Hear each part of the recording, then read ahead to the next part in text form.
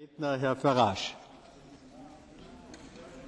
I represent a group that is against military action in Syria. We are against it not because we are pacifist, we are against it not because we do not care about the awful things going on there, we are against it because we think there is some pretty poor thinking going on.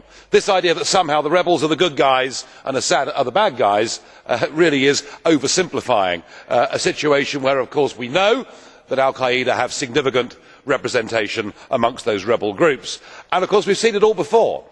An endless series of military adventures over the course of the last 10 to 15 years, one of which, of course, notably in Afghanistan, is still going on and is not achieving any of the original aims. And I was worried when I heard the Americans telling us to begin with it was about punishing Assad, and then within a week it was about regime change, a position that I know the noble Baroness herself supports. We think firing 1,000 cruise missiles in is likely to make an unstable situation even worse than it is now.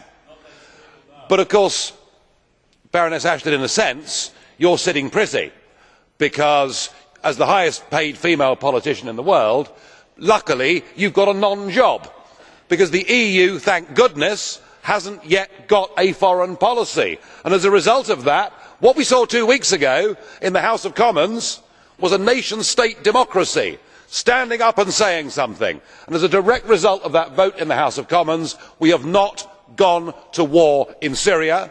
We have entered a period of negotiations, and Assad has a chance to prove to all of us whether he is a good man or a bad man. I do not know how this will play out, but at least, Mr Verhofstadt, there is a chance of peace. And I know that you represent the kind of political class who believe that global influence can only be achieved through bombing. Well, luckily, unlike extreme EU nationalists like yourself, British democracy has proved that through nation state parliaments, we have actually made people rethink. And Mr Chairman, I have to say, Mr Chairman, that as somebody that has been here now for 14 years, it is very ironic that the view that I used to represent was called extreme, but you can see the extreme militarists now. Thank you. So, I have 2 blue cards. Do you accept it? Ich nehme keine mehr. Bitte. Zu Wort gemeldet ist Herr TANNOCK mit seiner Frage. Herr TANNOCK. Mr Farage, Nigel, Mr Farage, over here. You talked about the good guys and the bad guys. It is not about the good guys and the bad guys. You remember well the battlefields of the First World War. You take a great interest in that war, and you remember the horrors of the use of gas. Would you not accept that a red line has been crossed by the Assad regime in using gas against his own people? And if so, what should be done to stop other dictators and despots using it elsewhere, not just against civilians but actually in military conflict? So what would your response be to the use of a weapon of mass destruction? Sit back and do nothing? Danke.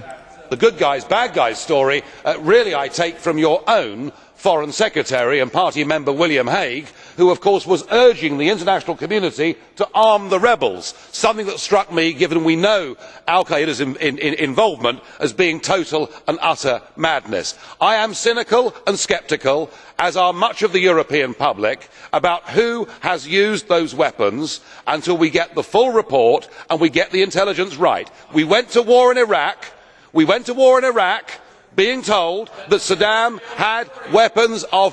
Why don't you shut up and listen for a change? You really must be the vilest, rudest man in European politics. And you rant on, and the chair lets you get away with it because you're the former Prime Minister of Belgium. Well, there we are.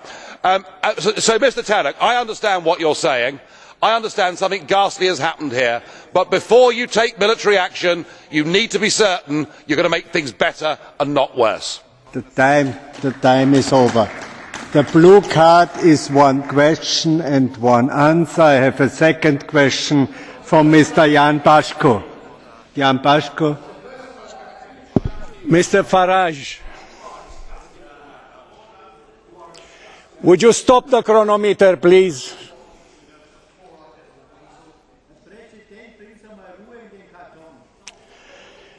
May I address the question? Mr. Farage, I am coming from Romania and maybe living like a pig, as you described the Romanians. But in this room, in this house, I think that we have the same rights altogether. Therefore, I am asking you, you said that this is an opportunity for Assad to demonstrate whether he is a good man or a bad man. Do you think that 100,000 killed there proves him to be a good man? Because I don't. Do you? Sir, I would say this to you. I have never described the Romanians as living like pigs. What I said was the Romanians treat their Roma minority like pigs. All right? So let's get that absolutely clear. You in your country discriminate against a large group of people in a way we have not seen in Europe since the 1930s. All right? Now look, I am not taking sides in this civil war, but I am saying this, that whether it's through the use of gas or whether it's through the use of other forms of high explosives or bullets, there are terrible things happening in Syria. I understand that and I agree with that.